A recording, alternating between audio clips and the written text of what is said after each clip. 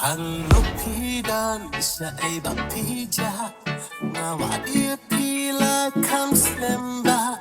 Marwiladan kumhari klaw At kito'y umat tijaw Madungot turlanungan yatundu Kiro-kirit kiram ng jusniltu Jingpyrkhat kihetang sapi Hanapi juan kau malagasi Hati Jingpyrkhat ngasnil kumbang klepi Jingpyrkhat ang karet habalai Ikajing sning imay ipangalasay Marka jing italatap madla Hati Jingpyrkhat ngasnil kumbang klepi Jingpyrkhat ang karet habalai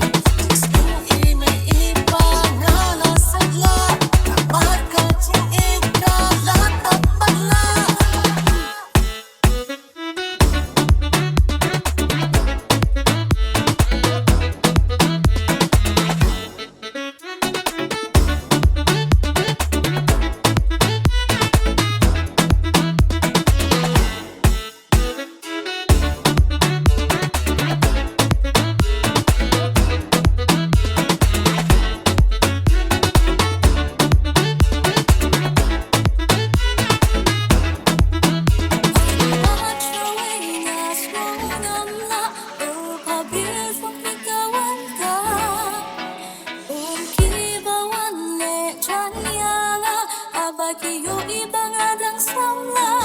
Hang